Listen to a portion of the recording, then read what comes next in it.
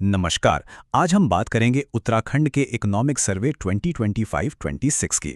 और हमारा फोकस सीधे उन आंकड़ों और फैक्ट्स पर रहेगा जो एग्जाम्स के लिए आप जानते हैं सबसे ज्यादा जरूरी है। तो चलिए सबसे पहले और सबसे बड़ी हाईलाइट से शुरू करते हैं। पिछले सिर्फ 4 सालों में राज्य की इकोनॉमी में 1.5 गुना की, जी हाँ, 1.5x की जबरदस्त ग्रोथ देखने को मिली है। और ये जो रफ्तार है ना, ये साफ दिख रही है। देखिए 2024-25 में ग्रोथ रेट रही 7.23% और आगे का जो अनुमान है वो तो और भी बेहतर है, 8.2% तक पहुंचने का। तो सवाल यह है कि इस शानदार ग्रोथ के पीछे के मेन नंबर्स क्या हैं। चलिए सबसे पहले जीएसडीपी और पर कैपिटा इनकम को देखते हैं।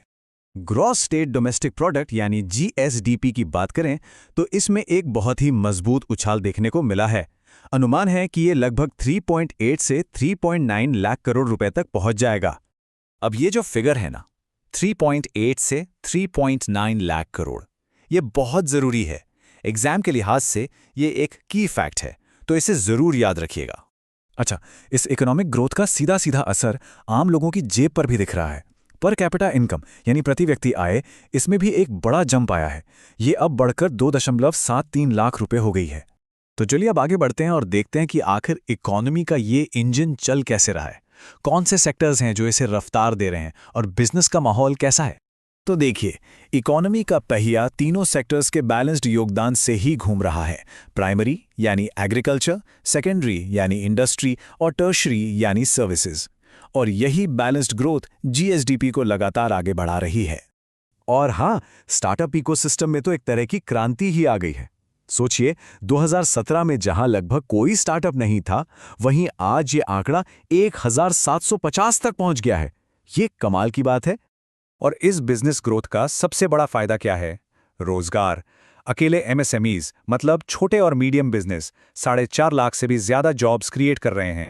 और यहां आप पूरी तस्वीर एक साथ देख सकते हैं। एमएसएमई यूनिट्स की संख्या बढ़कर 79,000 से ज्यादा हो गई है।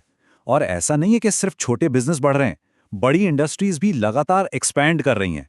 तो इसका नतीजा क्या हुआ? यही कि अब ज्यादा से ज्यादा लोग वर्कफोर्स में शामिल हो रहे हैं। लेबर फोर्स पार्टिसिपेशन रेट यानी काम करने वालों की संख्या, ये भी बढ़कर 44.4% हो गई है। अच्छा, ये सब तो हुए इकोनॉमी के बड़े बड़े आंकड़े, लेकिन सवाल यह है कि इन सब का आम लोगों की जिंदगी पर और राज्य के डेवलपमेंट पर क्या असर पड़ रहा है। तो सबसे जरूरी बात, इस आर्थिक तरक्की का असर जमीनी स्तर पर साफ दिख रहा है। गरीबी घटाने में एक बहुत बड़ी कामयाबी मिली है। जो मल्टी डायमेंशनल पॉवर्टी इंडेक्स है, वो 9.7% से घटकर अब सिर्फ 6.92% रह गया है। ये एक बहुत बड़ा सुधार है। इसके साथ साथ पूरे राज्य में कनेक्टिविटी बहुत तेजी से सुधर रही है। सड़कों का नेटवर्क तो बढ़ ही रहा है, लेकिन एयर कनेक्टिविटी में तो कमाल ही हुआ है।